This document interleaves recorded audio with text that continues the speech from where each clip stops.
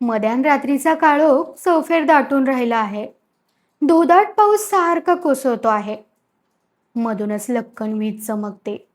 आसपासचे भयान रान, लहान टेकड्या, झाडे झुडपे, गढूळ पाणी सारे क्षणभर दिसते. आणि पुन्हा काळोख, सारखा पाऊस. अशा रानातही एका बाजूला एक झोपडे आहे. त्यात उजेड दिसतो आहे. त्यातून पिवळा तांबडा उजेड बाहेर आला आहे आणि पावसाने भिजून इकडे तिकडे पसरला आहे. काळोखातून आणि पावसातून कुणी वाट सरू उजेडाच्या अनुरोधानं झोपडीकडे येतो. दाराशी पाणी साचून डबके झालेले आहे. त्यात त्याचे पाय वाजतात. पाणी उडते. भिजून काकडलेल्या स्थितीत तो झापाशी उभा राहतो आणि घाईनं हाका मारतो. कुणी आहे का आत?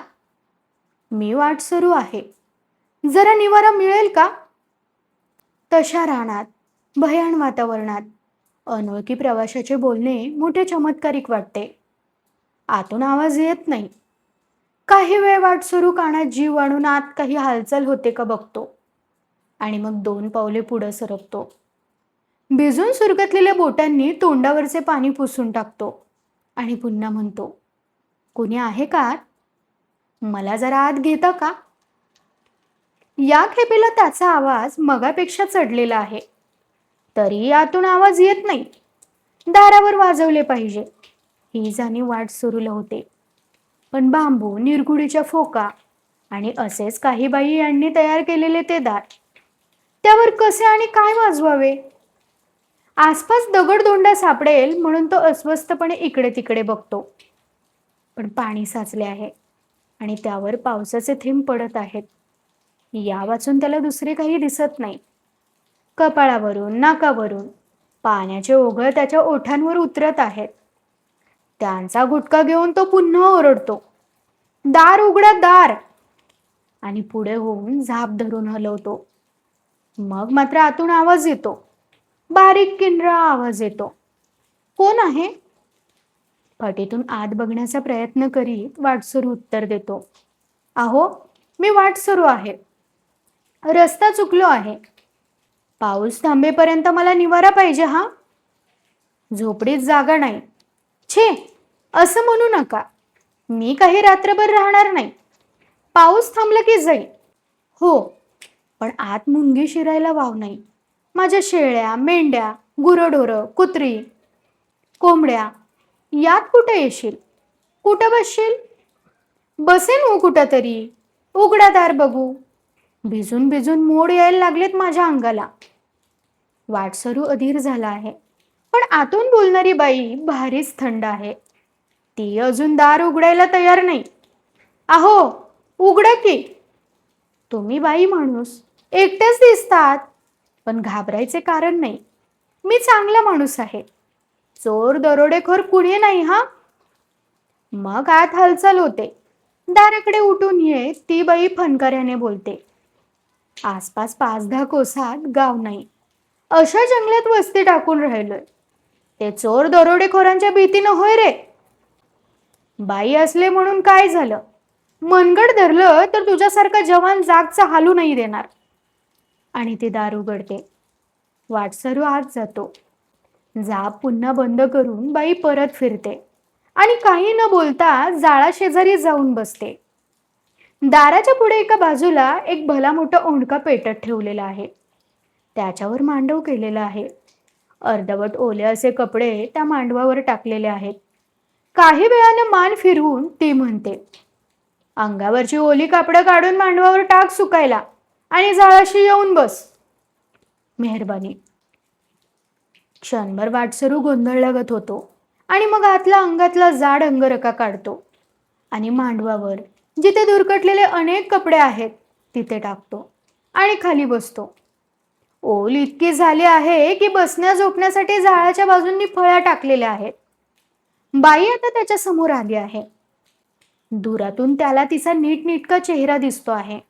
निर्विकारपणाने उब घेत ती बसलेली आहे. तिच्या पाठीमागे भिंतीवर टांगलेल्या फळीवर 2-4 कोंबड्याही अंगाचा संकोच करून बसल्या आहेत. या पाखरांच्या अंगाला मोठा गमतीदार वास येतो आहे. वाटसरूला तो जाणवला. कोपऱ्यात एक भले मोठे कुत्रेही अंगाला वेढा देऊन बसलेले आहे आणि आत आणखी जागा दिसते. पण उजेड इतका अपुरा आहे की तिकडे काय आहे ते दिसत नाही.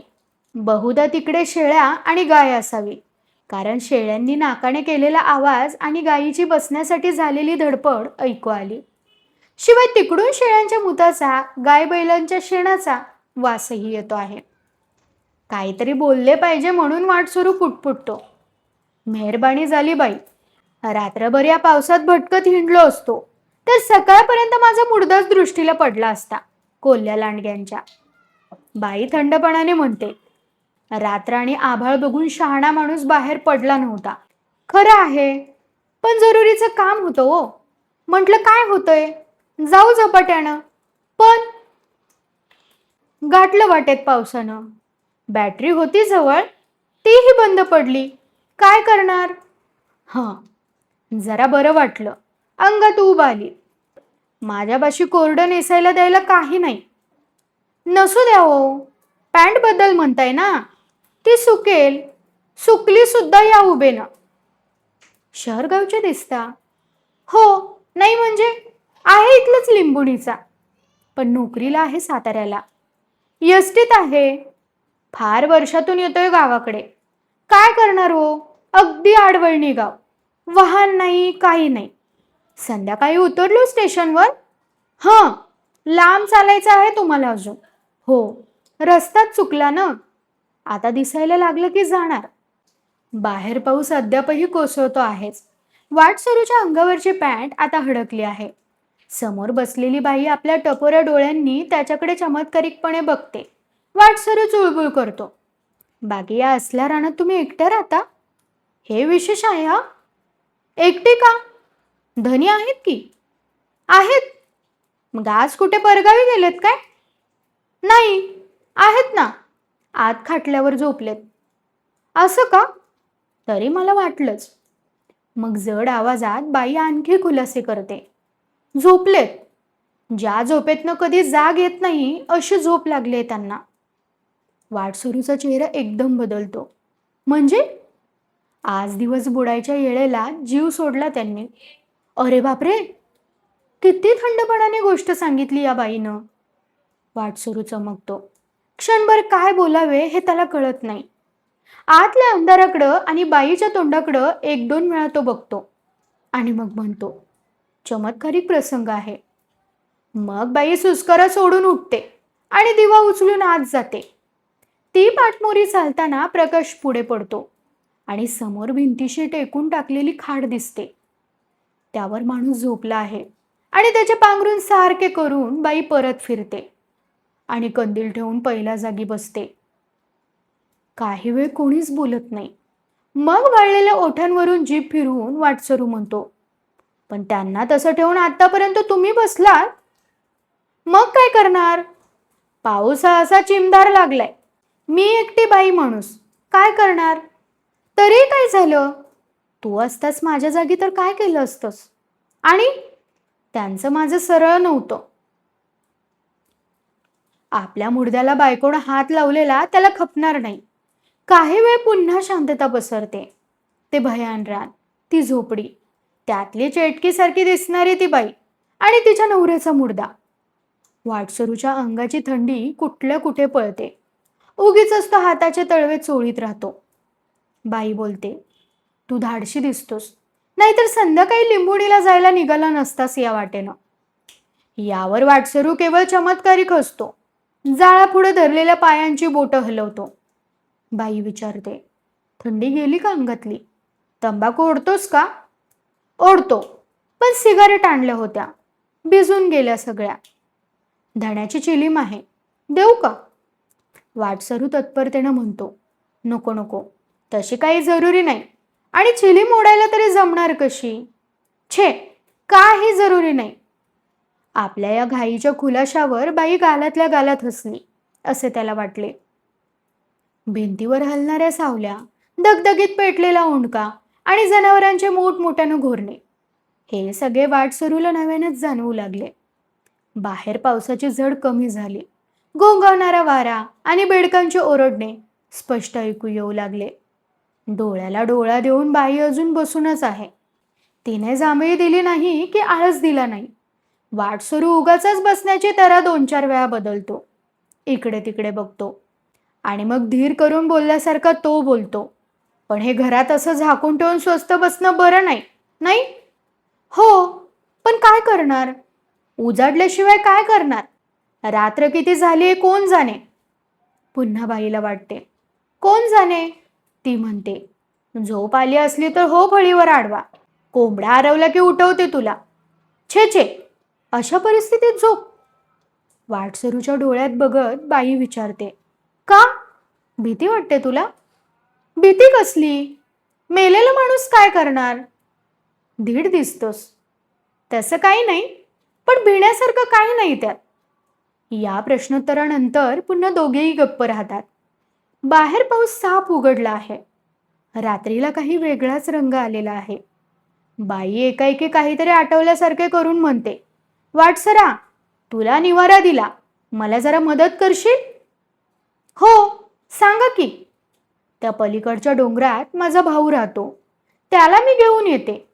तवर इथं बसशील? क्षणभर विचार करून हलक्या आवाजात वाटसरू म्हणतो. हो, बसेन. तुला भीती नाही वाटायची ना? भीती कसली? मेलेल्या माणसांपेक्षा निरुपद्रवी अशी वस्तू आहे का दुसरी? धीट आहेस. हे बघ, तू इथे जाळाशी बैस. पाहिजे तर इथे कोनाड्यात धण्याची चिलीम आहे, तंबाखू आहे, ओढ. झोपू मात्र नकोस. मी आत्ता जाऊन येते. हा हा. आणि खरोखरच ती बाई निघते. दारापाशी जाते. बाई, काय रे? मी म्हणतो तुम्ही कशाला जाता अशा काळोखात? मी जातो. मला सांगा वाट. बाई हसते. वाट सरा, वाट चुकून इथं आलास आणि आता पुन्हा कुठे बाहेर जातो अंधारात? तुला माझ्या भावाची झोपडी सापडायची नाही. माझ्या पायाखालची वाट आहे. बघ तरी कशा हरणासारखे जाऊन माघारी येते. जाऊ? आणि खरोखरीच त्या अनोळखी चुकलेल्या माणसाला प्रेताच्या सोबतीला ठेवून ती विलक्षण बाई निघून जाते. ओंडक्या शेजारी वाटसरू एकटा राहिला. काही वेळ निघून गेला. वाटसऱ्याने मागे वळून बघितले नाही. जाळाकडे टक लावून तो उगीच बसला आहे. पण आत बाहेर होणारे सूक्ष्म आवाज सुद्धा त्याचे कान टिपत आहेत. कपाळाशी घाम लागला आहे आणि छातीचे ठोके जलद पडत आहेत. वरचेवर आपला एक हात तो पॅन्टच्या खिशात घालतो आहे. झोपडीत कुठेतरी पाणी गळत आहे. त्याचा ठिप ठिप सारखा आवाज येतो आहे.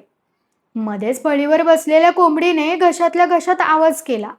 दारातून उड्या मारीत एक बेडकी आत आली आणि काही हालचाल न करता मट्टपणे बसून राहिली. कितीतरी वेळ. मध्येच एकदा वाटसरू आत खाटल्याकडे बघतो आणि त्याला भास होतो की हा मेलेला माणूस उठून बसला आहे. तो दृष्टी पटकन काढून घेतो. श्वास रोखून कान टवकारतो. पायाला मुंग्या आल्या आहेत तरी नुसता पाय हलवणे सुद्धा त्याला जमत नाही. आवंडा गिळला तरी ती हालचाल जाणवते आहे. अरे बापरे. आणि खरोखरीच ते प्रेत उठून बसते. भीषण हसते आणि चालत चालत वाटसरूकडे येते. तो भयंकर भीतो आणि मोठमोठ्यानं ओरडू लागतो. अहो बाई, बाई, आई ग.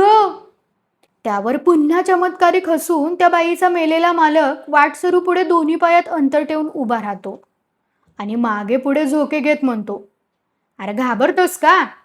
तुला माहित आहे मेलेला माणूस काही करू शकत नाही. त्याच्या इतकं निरुपद्रवी दुसरं काही या जगात नाही. वाटसरूचा चेहरा पांढरा फडफडीत होतो. तरी तो छातीचाच धीर धरून म्हणतो. पण तू मेला होतास ना? हा तर मेलो होतो. गरीब माणसाला या दुनियेत पोटासाठी घडोघडी मारावं लागतं आणि थंडीनं गारटल्यासारखा तो जाळाशी येऊन बसतो. आपल्या क्रूर डोळ्यानं वाटसरूकडे बघू लागतो. अंगपिंडाने तो भलताच थोराड आहे आणि वाघासारख्या त्याच्या जबड्याला परमेश्वरानं मनगटासारख्या जाड मिशा दिल्या आहेत. रोखून रोखून वाटसरूकडे बघितल्यावर राट आवाजात तो बोलतो. शाब्बास वाटसरा, तू धीट दिसतोस.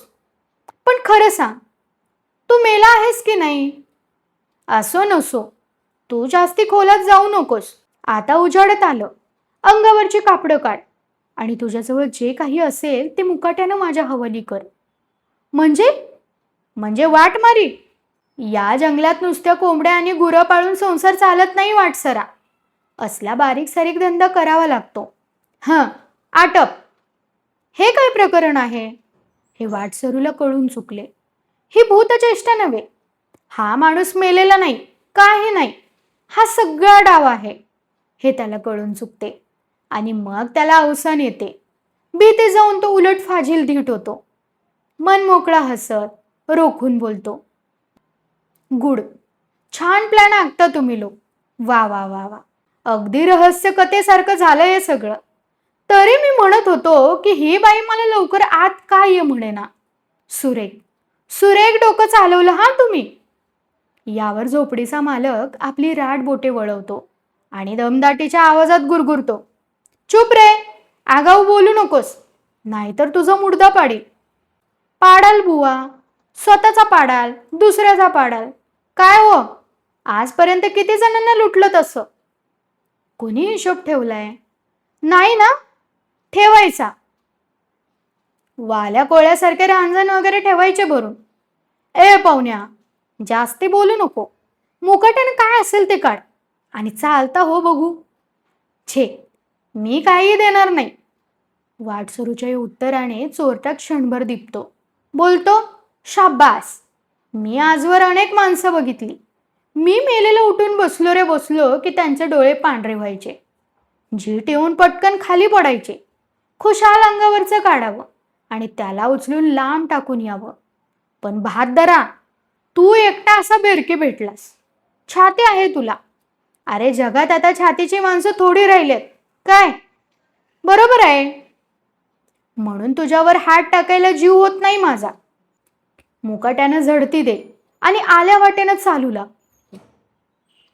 ते जमणार नाही. मी चालू लागतो, पण देणार मात्र काही नाही. जीव गमावशील.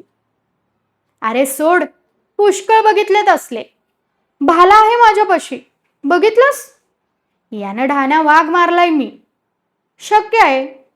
मग काढते, नाहीतर भोगशीन असं. गड्या, तू नुसताच अंगापिंडानं मोठा दिसतोस. दिल काही मोठा नाही तुझा. कोण म्हणतं? मग हातात भाला घेऊन माझ्यावर गुरकला नसतास. माझ्याही हातात दे काही, मग होऊन जाऊ दे. मग चोरटा फार चिडतो. दातोट खाऊन भाला उगारतो. शेवटची संधी तुला. जगतोस का मरतोस?